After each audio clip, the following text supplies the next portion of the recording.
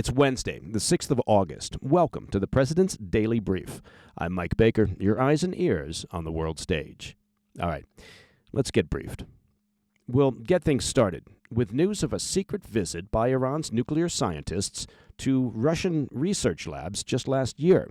That's according to a new Financial Times investigation. Western intelligence agencies are now raising serious concerns about the technologies that they were shown, some of which are directly tied to nuclear weapons development. Later in the show, Russia says it's walking away from the last remaining restrictions on intermediate-range missiles, so that sounds positive. The move further erodes what's left of decades-old arms control agreements between Moscow and the West. Plus, cyber experts say North Korean agents have slipped into hundreds of companies by posing online as remote IT workers. The scheme is helping fund Kim Jong-un's regime and potentially giving it access to very sensitive information. And in today's back of the brief, Putin's secret daughter has gone rogue. What? She's blasting her father for, quote, killing millions, and says he ruined her life. It sounds just like when Dr. Evil's son Scott turned on him in Austin Powers, International Man of Mystery. Now, I've often said that if you gave Putin a Nehru jacket and a hairless cat, he would look just like Dr. Evil. But I digress. All right, today's PDB Spotlight. We start today with a story that's triggering alarm bells inside Western intelligence agencies. According to an investigation by the Financial Times, a team of Iranian nuclear scientists secretly traveled to Russia last year on what appears to have been a covert mission to acquire technologies tied to nuclear weapons development. The secret visit took place on the 4th of August of 2024 and consisted of a small delegation led by a man named Ali Kalvand. Now, he's an Iranian nuclear physicist with close ties to Tehran's military research apparatus. Iran went to great lengths to keep this travel off the books. Kalvand and 4 associates boarded a flight to Moscow under the guise of being employees of a Tehran-based consulting firm. But the business story, was a complete fabrication. In fact, all 5 men are believed to be tied to the Organization of Defensive Innovation and Research, or known by its acronym of SPND. It's a shadowy entity under Iran's Ministry of Defense. Now, SPND is widely viewed by Western intelligence as the direct successor to Iran's pre-2004 nuclear weapons program that was known as the Ahmad Plan.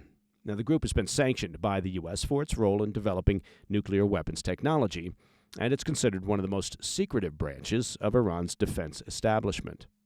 The delegation also carried diplomatic service passports issued just weeks before their departure, including several with sequential numbers.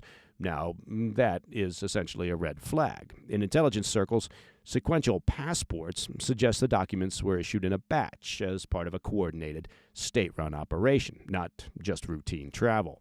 It's an indication that the mission wasn't improvised, that it was likely planned, sanctioned, and covered from the top.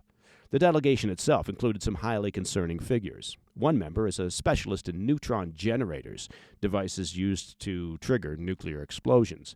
Another is a senior SPND scientist.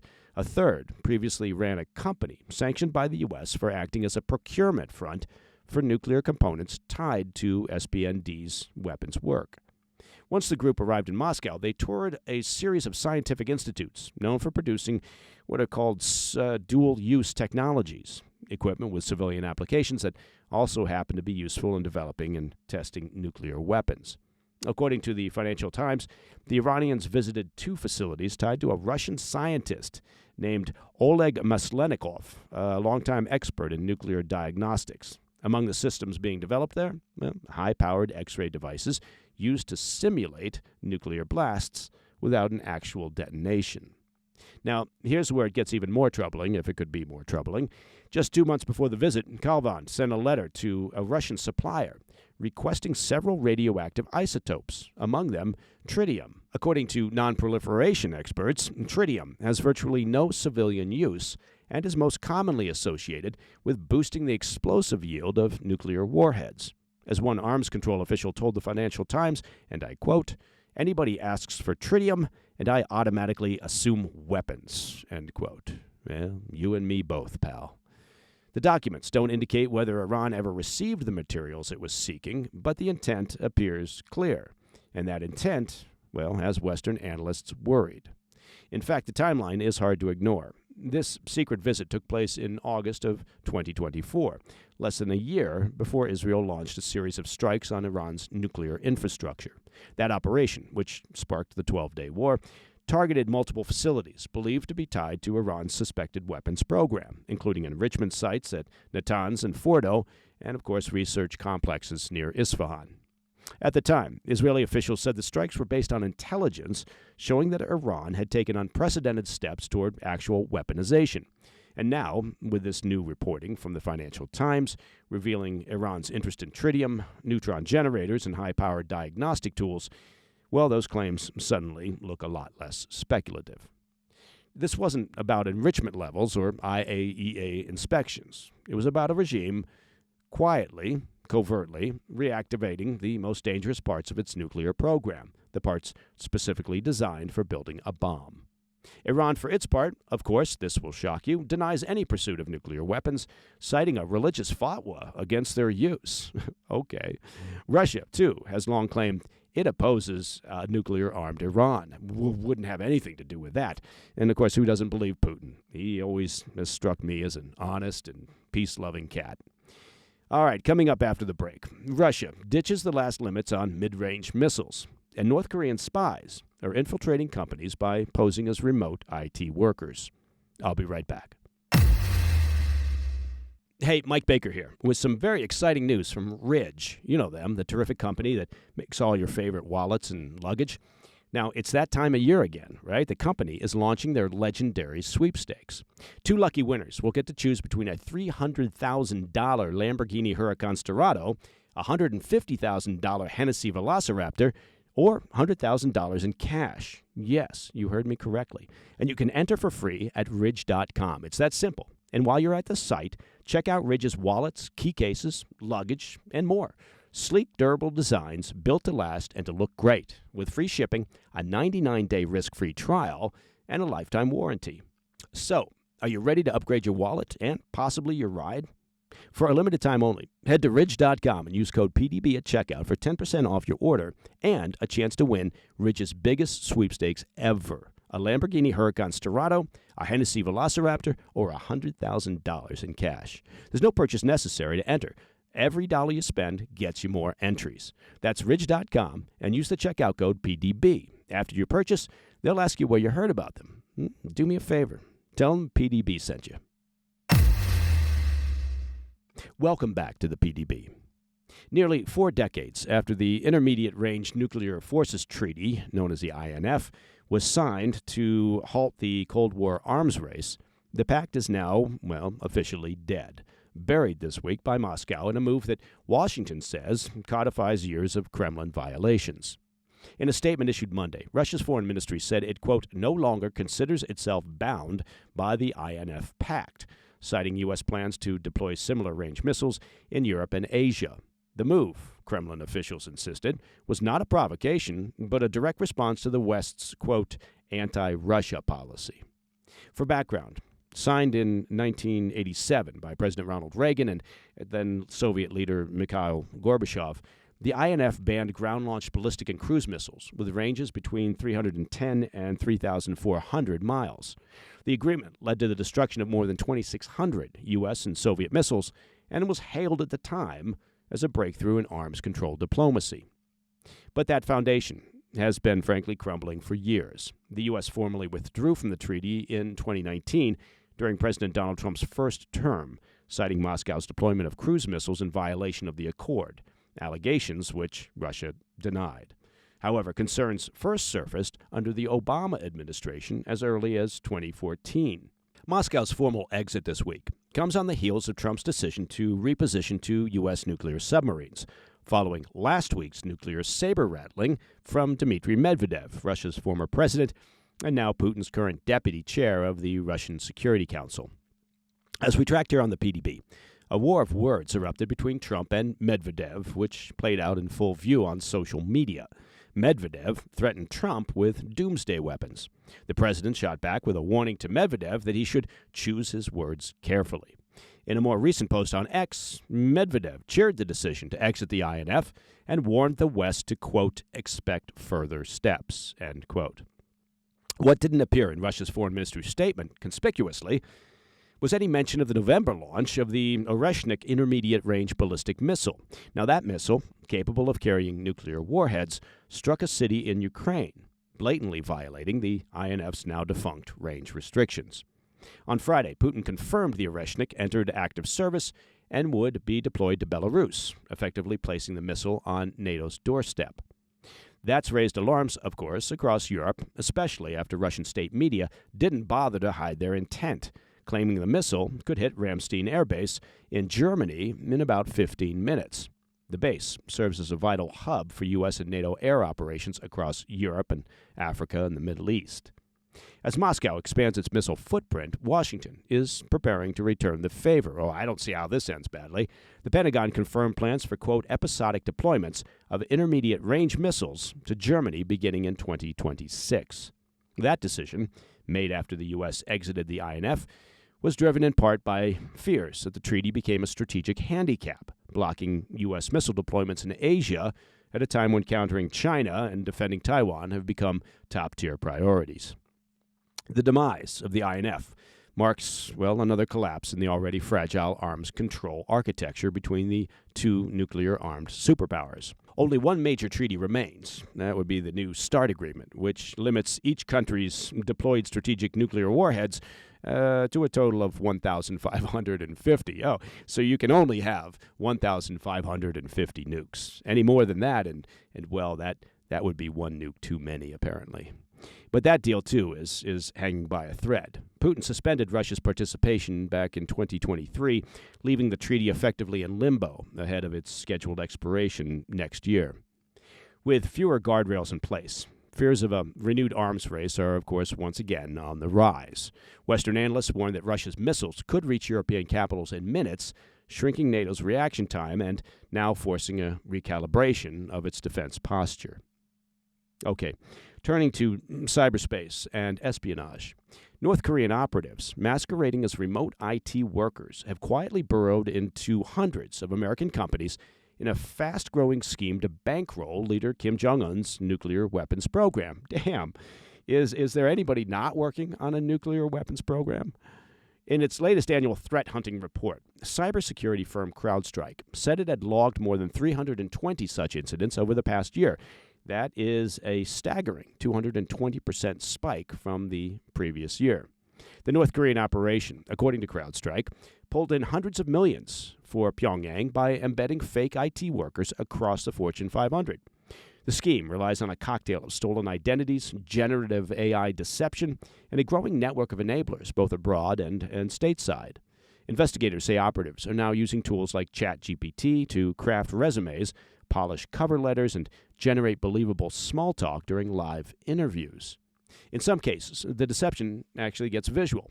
According to a CNN report, North Koreans have been caught deploying deepfake headshots, posing as the opposite gender at times, and even using real-time face and voice masking software to pull off entire job interviews in disguise, all in a bid to pass as Americans. Many North Koreans run multiple fake personas in parallel, flooding job boards with thousands of applications per week. One investigator with cybersecurity firm Detex put it bluntly, stating, quote, "They're everywhere," end quote. Physically, these operatives are actually based in China, Russia, and Laos, locations with reliable internet, limited U.S. legal cooperation, and sympathetic to Kim's regime. But digitally, they look and sound American, thanks in large part to domestic facilitators who help launder identities and credentials. These middlemen run so-called laptop farms, rooms packed with American laptops and IP-spoofed connections to create the illusion of a U.S. office. In June, federal prosecutors unsealed indictments showing one such ring hijacked the identities of at least 80 Americans and secured jobs at more than 100 U.S. companies between 2021 and 2024. Most positions were in software development, meaning that these workers, they weren't just drawing salaries. They were sitting inside corporate systems with admin-level access. In an effort to combat the threat, the Department of Justice conducted coordinated raids on 29 suspected laptop farms across 16 U.S. states, seizing roughly 200 devices. But officials concede that the core operators remain well beyond their reach, far outside of American jurisdiction. And the financial pipeline is just as elaborate. U.S. companies unknowingly deposit wages into bank accounts held by domestic facilitators, who then transfer the funds to overseas accounts controlled by the North Korean workers before the money is funneled back to Pyongyang and Kim Jong-un's pockets. According to investigators, most employers remain unaware that they're violating U.S. sanctions by hiring under false pretenses. But some firms have resorted to extreme screening tactics. One unorthodox screening method involves requesting applicants to insult Kim Jong-un, Little Rocket Man, during the interview, banking on the assumption that North Koreans, even abroad, simply won't take the risk of denouncing their supreme leader. Now, it's a clever thought, but probably not a foolproof due diligence effort. While the operator's main goal is to bankroll the Kim regime, U.S. national security officials warn that it could morph into something far more dangerous. If authorized, these embedded operatives could use their privileged access to launch internal cyber attacks. Unlike the regime's past history of flashy crypto heists, seizing millions at a time, this operation plays the long game, embedding operatives deep inside corporate America to fund a sanctioned nuclear program. Okay, coming up next in the back of the brief. Vladimir Putin's rumored daughter just broke her silence, and, well, she's not happy with Papa Putin. Stay with us. Hey, Mike Baker here. Let me take just a moment of your time to talk about protecting your hard-earned assets. Now, you've probably noticed there might be a little bit of turmoil out there in the economy, right? Trade wars, a U.S. Federal Reserve that seems a bit at odds with the White House, uncertainty over employment numbers, a volatile stock market. You get the picture. At times like these, it's important to think about your assets and how to protect them. And one way to do that is through diversification. And I'm here to suggest that you consider diversifying with gold from the Birch Gold Group. Look, for decades, gold has been viewed as a safe haven in times of economic stagnation or high inflation or just global uncertainty. And Birch Gold, well, they make it incredibly easy for you to diversify some of your savings into gold. If you had an IRA, as an example, or an old 401k, you can convert that into a tax-sheltered IRA in physical gold. It's really that simple. Or like a lot of folks, well, you can just buy gold and store it safely at home. First, you want to get yourself educated, and Birch Gold can send you a free information kit on gold. Just text PDB to the number 989-898. Again, text PDB to 989-898. Consider diversifying a portion of your savings into gold. Text PDB to the number 989-898. In today's back of the brief, Russian President Vladimir Putin has made a new public enemy, his own daughter, or at least the young woman believed to be his daughter. Elizaveta Krivonochik, a 22-year-old living in Paris, posted a striking message this week on her private Telegram channel. Alongside a selfie, she wrote, quote, "It's liberating to be able to show my face to the world again. It reminds me of who I was born to be and who destroyed my life. The man who took millions of lives and who destroyed mine," end quote. She never named Putin directly, but the German newspaper Bild, which obtained the posts, say the context is clear. This was a personal and very public rebuke of her alleged father. Now, Elizaveta is believed to be the love child, well, that's the first time we've used that phrase on the PDB, of Vladimir Putin and Svetlana Krivonochik, a former cleaning woman who, after reportedly becoming romantically involved with Putin in the early 2000s, went on to become a shareholder in Bank Rossiya and was estimated to be worth $100 million. The cleaning business, apparently in Russia, pays well. Since moving to Paris, Elizaveta, who now uses the surname Rudnova, has been working at an art gallery that showcases work from Russian dissidents and critics of the war in Ukraine. Last year, a Russian artist publicly called her out, accusing the gallery of harboring a Putin family member. Elizaveta responded, "Am I really responsible for the activities of my family, who can't even hear me?" End quote. Until Russia's full-scale invasion of Ukraine in 2022, Elizaveta lived a much more public life, posting photos of designer clothes, private jets, and lavish parties. In 2021, she was even rumored to have DJ'd at a Moscow nightclub. But now her tone appears to have shifted.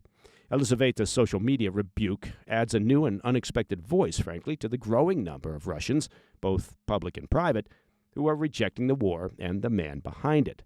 Now, just to be clear, Vladimir Putin has never officially confirmed that Elizaveta is his daughter. He's famously secretive about his private life and has never acknowledged the relationship with Krivonochik. Now, however, look, I'm no facial recognition expert, but if you've seen the photos of Elizaveta, take a look at some point when you get a free moment. Is she basically Vladimir with a long wig? She has what we might call resting Putin face. And that, my friends, is the President's Daily Brief for Wednesday, the 5th of August. If you have any questions or comments, please reach out to me at pdb@thefirsttv.com. Of course, don't forget what your mother told you. To listen to the show ad-free, well, just become a premium member of the President's Daily Brief by visiting pdbpremium.com. I'm Mike Baker, and I'll be back later today with the PDB Afternoon Bulletin. Until then, stay informed, stay safe, stay cool.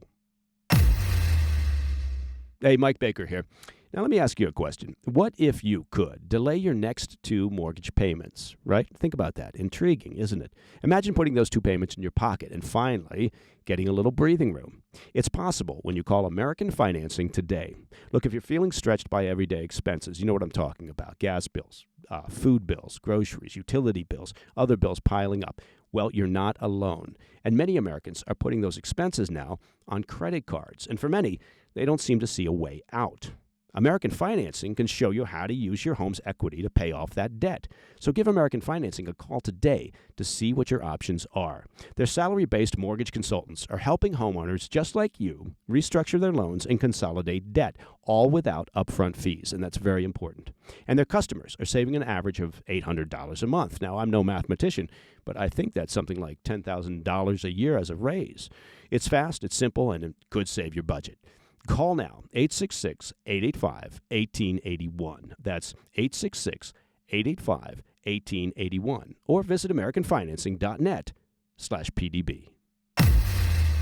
Hey, thanks for tuning in. If you enjoyed this video, don't forget to hit that like button and leave a comment, a really positive, nice, and kind comment. That would be appreciated. And if you're not already subscribed to our channel, make sure to subscribe and turn on notifications so you don't miss any of our daily updates.